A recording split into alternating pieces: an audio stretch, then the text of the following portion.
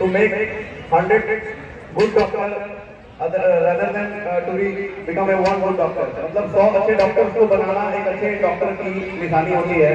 और नवोदय वो है जो मेरा सबसे खूबसूरत, सबसे बढ़िया और सबसे वाइल्ड सपना होता। उस सपने में भी मैं इतना सक्सेसफुल नहीं था। महिलाओं में होने वाले कैंसर का प्रैक्टिस कर रही हूँ and the most of the cases which I get is in the stage 3. कोशिश कर रहे हैं जनरेशन में मोर देन 2 वीक का खांसी अगर आपको होता है, ठीक है, हमेशा उसका जांच कराना चाहिए।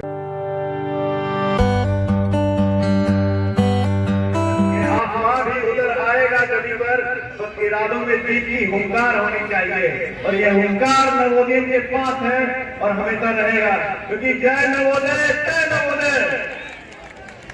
और मैं कड़ी को आगे बढ़ाऊंगा। मैं ऐसे शख्स को बुलाने जा रहा हूँ जिसकी जरूरत आज ना कल सभी को पड़ने वाली है, जो चीजें बहुत तेजी से बढ़ रही है। आपके हर एक घर में कहीं ना कहीं वो चीज दिखती है, चीनी की बीमारी, शुगर की बीमारी, थायराइड की बीमारी। हमारे ग्रेट एंडोक्राइनोलॉजिस्ट डॉक्टर अंगद, ये हमारे जूनियर है, बहुत देर बाद पता चला, मैं इनको अपना बैचमेंट ही समझता था। और ये क्या कहें, मतलब हर एक चीज में ये हमारे बैचमेंट जैसे ही है, बस एक जूनियर है जो इन्होंने अचीवमेंट किया है, प्राप्त किया है जीवन में, वो एज ए बैचमेंट है उससे भी सुपीरियर होकर किया है। Doctor Angad Patna medical college में एंडोक्राइनोलॉजी डिपार्टमेंट में असिस्टेंट प्रोफेसर हैं और ये अपनी बातें रखेंगे। डॉक्टर अंगद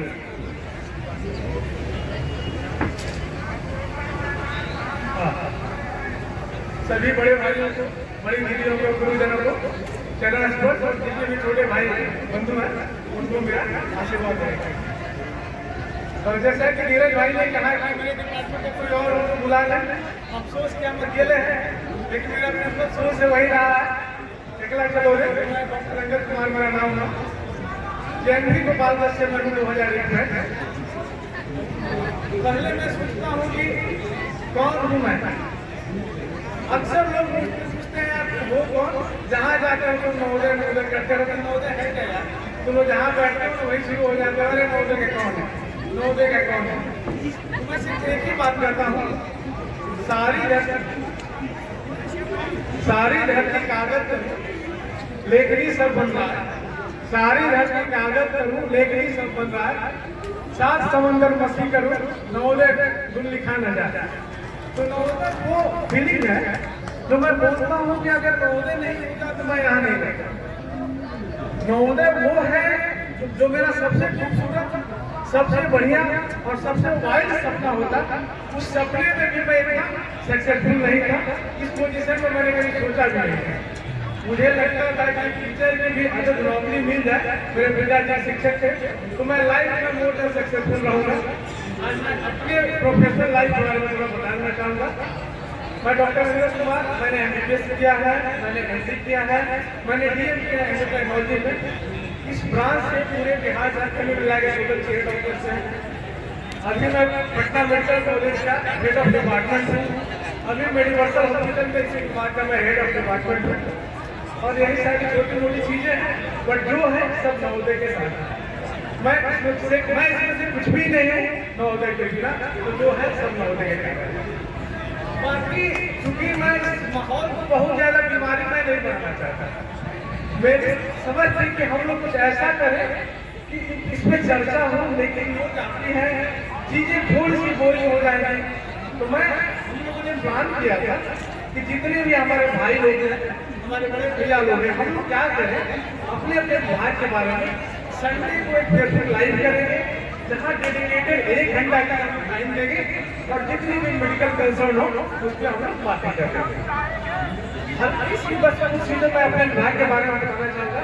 एंडोक्राइनोलॉजी एक नई ब्रांच है, इसमें डायबिटीज, थायराइड, हार्मोन से रिलेटेड जितने भी प्रॉब्लम होते हैं, बच्चों का कद नहीं बढ़ना, बच्चों में समय से पहले या समय के बाद प्यूबर्टी का आना, बच्चों का बिहेवियर, सारे हार्मोन के प्रॉब्लम होते हैं। इसमें मैं बहुत विस्तृत में चर्चा नहीं करूँगा, बस कुछ चीज़ें कहना चाहूँगा अपने जो भी भाई लोग हैं, हमारे जूनियर्स हैं, जो इस मीट के जो आयोजक लोग हैं।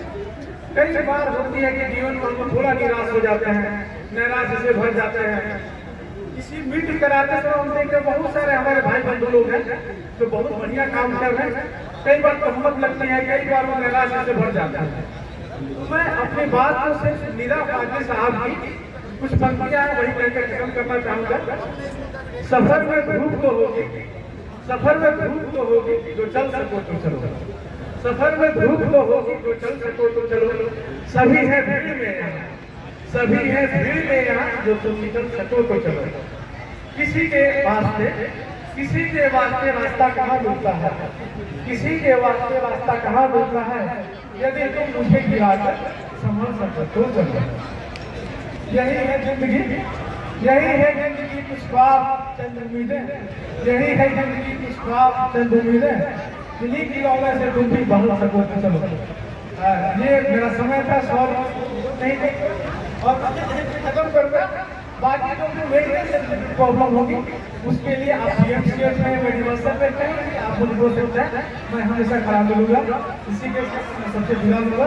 सबको प्रणाम, बड़ों को प्रणाम और छोटों को मेरा आशीर्वाद है। Thank you.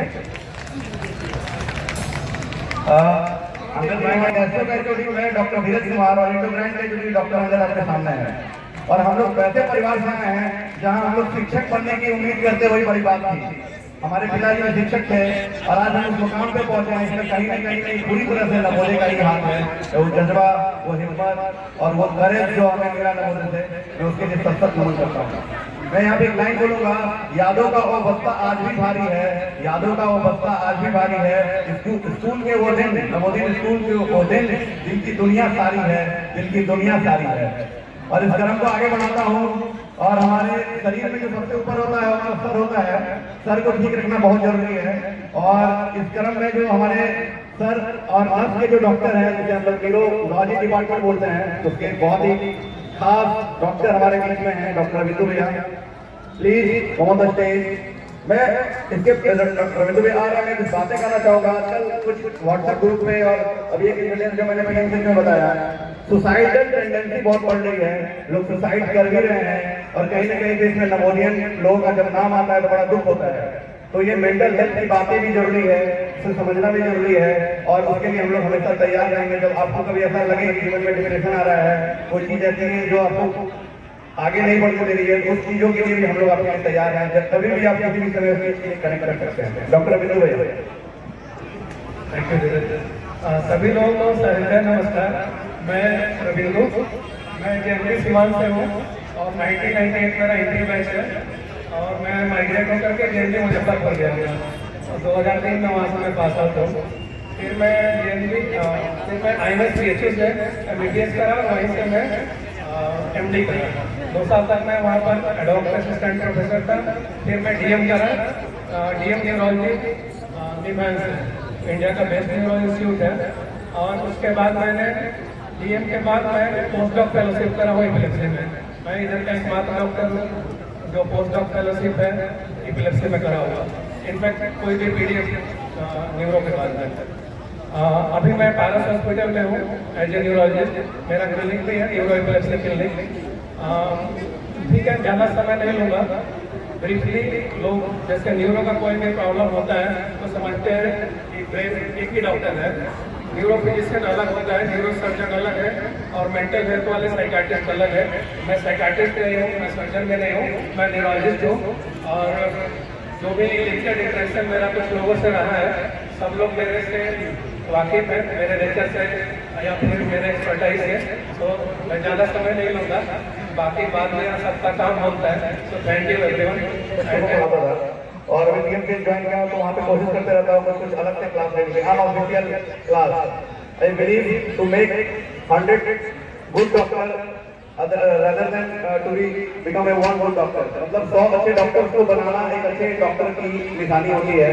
और ये चीज बहुत जरूरी है। आप अगर एक अच्छे डॉक्टर बन के अपने तक कन्फाइंड रह जाते हैं तो समाज आगे नहीं बढ़ पाएगा। और seriously we are lacking with good doctor, ये फैक्ट है। और ये फैक्ट WHO भी बता रहा है। और यहाँ के अभी जो सिनेरियो है मेडिकल कॉलेज खुलने का, जो जिस तरह से मेडिकल कॉलेज खुल रहा है, सदर को मेडिकल में कन्वर्ट किया जा रहा है, तो क्वालिटी डॉक्टर्स की कमी हो रही है। तो मेरा यही सपना है कि जो लोग मेरे से कनेक्टेड हैं, मैं उनको कुछ ऐसी चीजें बता सकूँ, पढ़ा सकूँ, जिससे उनके अंदर एक अच्छा डॉक्टर उत्पन्न हो सके। तो जो MBBS के जो मेरे भाई लोग हैं, जो PG कर रहे हैं, PG के बाद DM करना चाहते हैं और PG करने की तैयारी में लगे हुए हैं, वो हमसे बिल्कुल कुछ होकर कॉन्टैक्ट कर सकते हैं। मैं कुछ नहीं तो 15-20 मिनट तो जरूर अपने दिखता हूँ, तो दे सकता हूँ कि पढ़ाई में उनकी हेल्प कर सकता हूँ। तो जो आपको दीदी का जो गायनी ऑन्को से रिलेटेड है वो प्लीज स्टेज पे आए और अपने बातों को रखें। और भी अगर कोई ऑप्स एंड गायनी डिपार्टमेंट से रिलेटेड डॉक्टर हैं यहाँ पे हमारे बीच तो प्लीज स्टेज पे आए। डॉक्टर आशा दीदी आ चुकी हैं। डॉक्टर आशा दीदी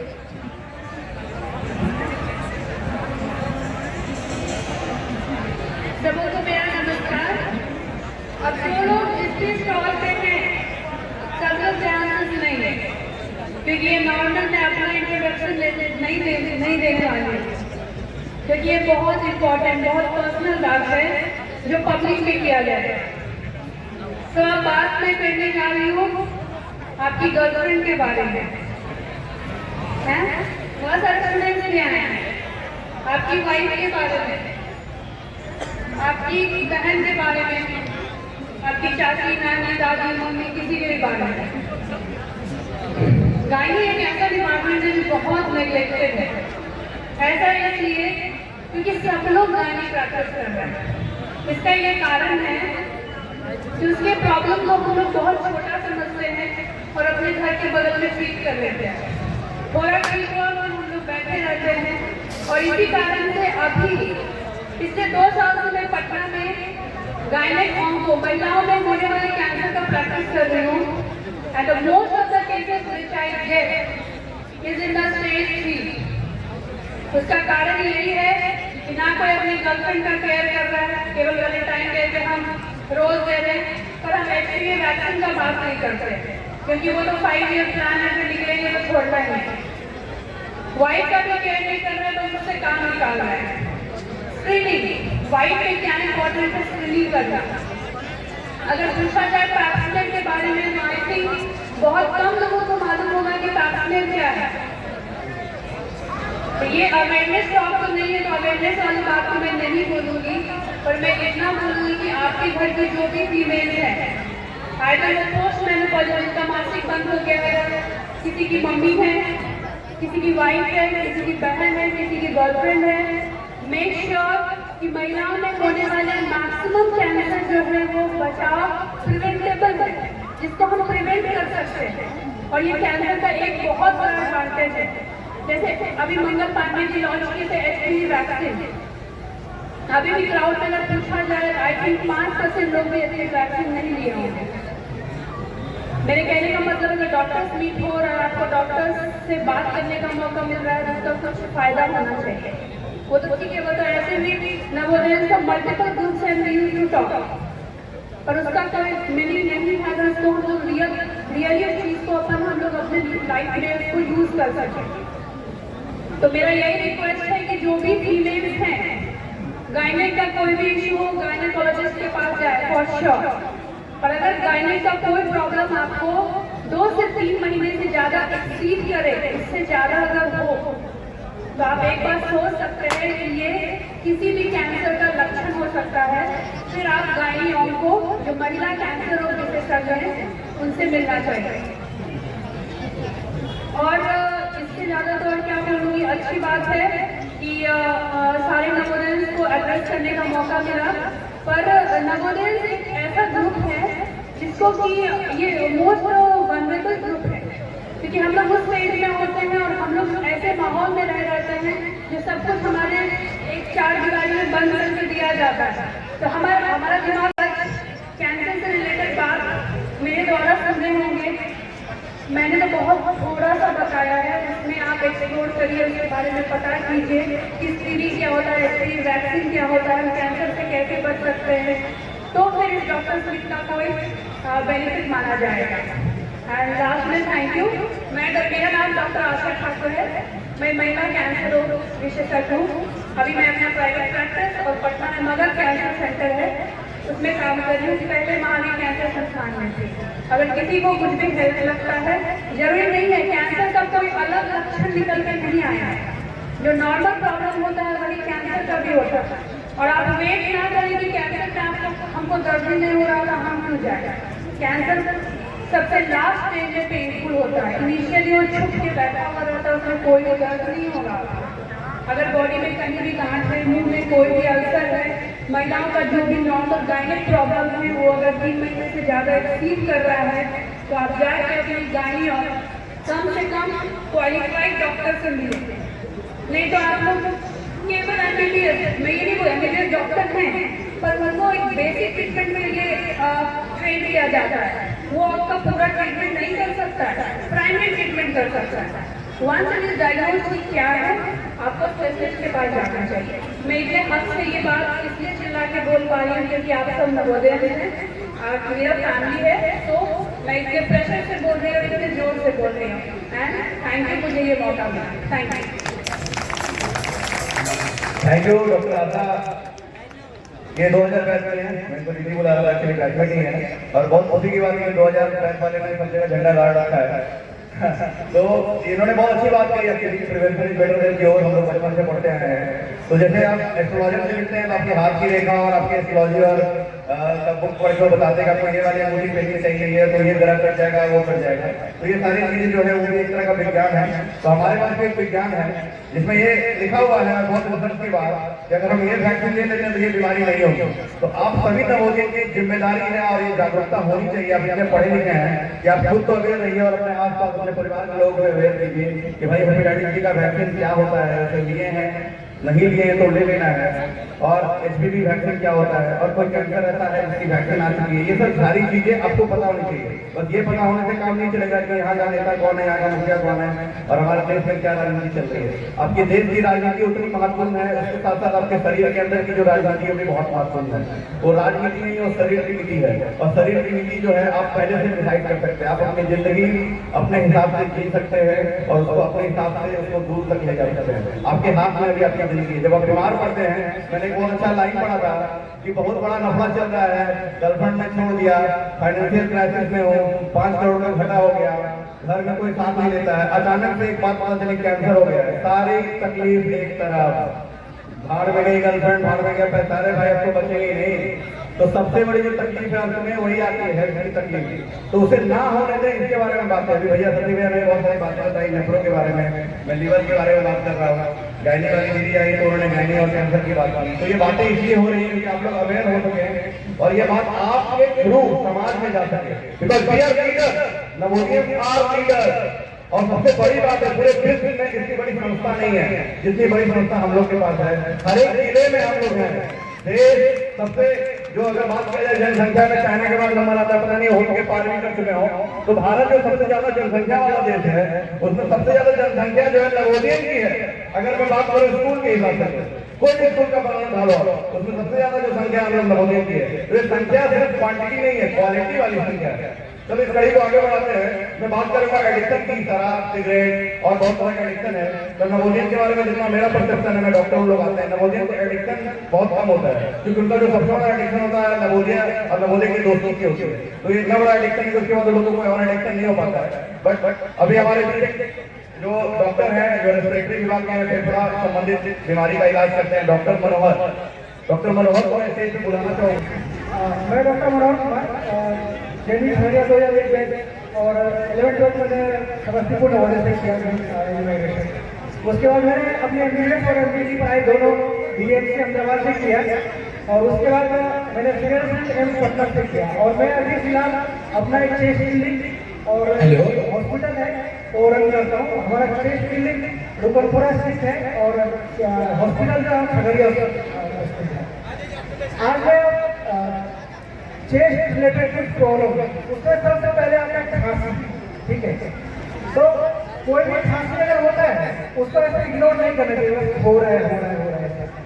तो अगर कोई भी खांसी परसिस्ट कर रहा है, जनरली ऐसा है कि मोर देन 2 वीक का खांसी अगर आपको होता है, ठीक है, हमेशा उसका जांच करना चाहिए। बहुत सारे टाइम देखते हैं कि कोई लोकल फिजिशियन के पास जाते हैं, खांसी होता है, उसको डेली खाली में स्टेज पकड़ा दिया जाता है। ठीक है, वो थोड़ा बहुत वो सब सिम्टम रिलीफ हो जाता है। ठीक, लेकिन बाद में पता चलता है कि अगर वो ओल्ड एज है या स्मोकिंग का हिस्ट्री है या कोई पोल्यूशन का हिस्ट्री है, बाद में जब उससे दवा से आराम नहीं मिलता है ज़्यादा, फिर वो आगे जाते हैं तो उसको लंग कैंसर हो जाता है।